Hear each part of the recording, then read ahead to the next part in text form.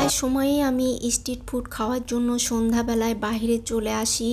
তো আজকেও আসলাম street food খাবো। আজকে আমি আসছি একটা পাকিস্তানি রেসিপি ট্রাই করব, আর এই রেসিপিটার নাম হচ্ছে, এই খাবারটার নাম হচ্ছে ডালিম। তো ডালিম আজকে ট্রাই করে দেখব কেমন। আসলে এই দোকানটাতে আমার অনেক দিন থেকে আসার ইচ্ছা ছিল, বাট আমি আসলে সময় করতে পারতেছিলাম না। তো ফাইনালি আজকে আসলাম, দেখব এটা খেয়ে কেমন।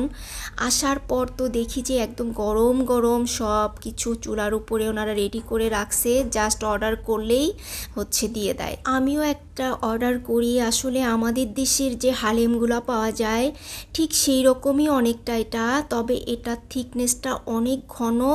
আমাদের দেশের হালিমগুলো তো হচ্ছে মাংস মানে পিস পিস করে দেয়, বিভিন্ন রকম ডাল দিয়ে তৈরি করে আর মাংস পিস পিস করে দেয়। বাট এটা একটু ডিফারেন্ট, এটা সম্পূর্ণই অন্যরকম। এটার থিকনেসটা অনেক ঘন, আর হচ্ছে খুব সুন্দর করে মাংসটা একদম মানে ব্ল্যান্ড করে এই ডালিমের সাথে মিক্স করে দেয়। এখানে কোনো কিন্তু মাংস খুঁজে পাওয়া যাবে না, শুধুমাত্র গরুর মাংস দিয়ে এই ডালিমটা তৈরি করা হয়। মুরগি বা খাসি অন্য কোনো কিছু দিয়েই করে না। আমাদের দেশীয় হালিমগুলো তো মুরগি, তারপর খাসি, গরু সব কিছুরই পাওয়া যায়, বাট এটা শুধুমাত্র গরুর মাংস দিয়ে করা হয়। আর গরুর মাংসর কোনো কিছুই এখানে পাওয়া যাবে না, একদম মিক্স করা।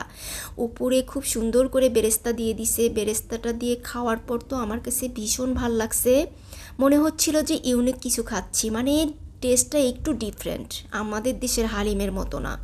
তারপর একটু লেবু চিপে নিয়ে আবারও খাচ্ছিলাম। লেবু চিপে খাওয়ার পর তো আমার কাছে খুবই ভাল লাগতেছিল, মানে পুরাই টোটালি ডিফারেন্ট একটা টেস্ট। ডালিম ছাড়াও এই দোকানে পেশোয়ারি ঘোল নামে একটা ড্রিঙ্কস পাওয়া যায়, এটা নাকি অনেক মজা, তবে এটা ঠান্ডা খেতে হয়। ফ্রিজে ছিল, এজন্য আমি আর অর্ডার করিনি, কারণ অলরেডি আমার ঠান্ডা জ্বর বেশ কয়েকদিন থেকে।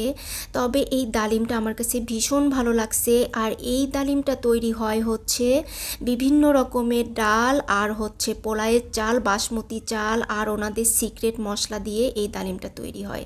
তবে ভীষণ মজার ছিল এই ডালিমটা। এরপর আমি চলে আসি হচ্ছে চা খেতে, তেঁতুল চা খাবো।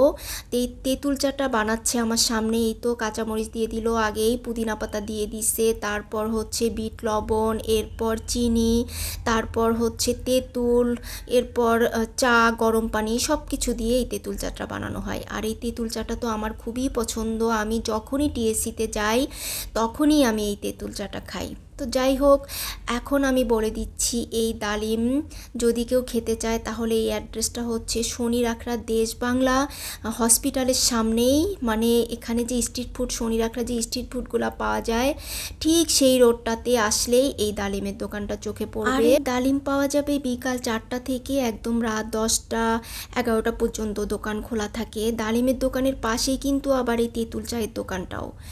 স্ট্রিট ফুডগুলো আসলে একটার পর একটা পাশাপাশি এই রোডটাতে। তো আজকে এই পর্যন্তই ছিল, সবাই ভালো থাকবেন, আল্লাহ হাফেজ।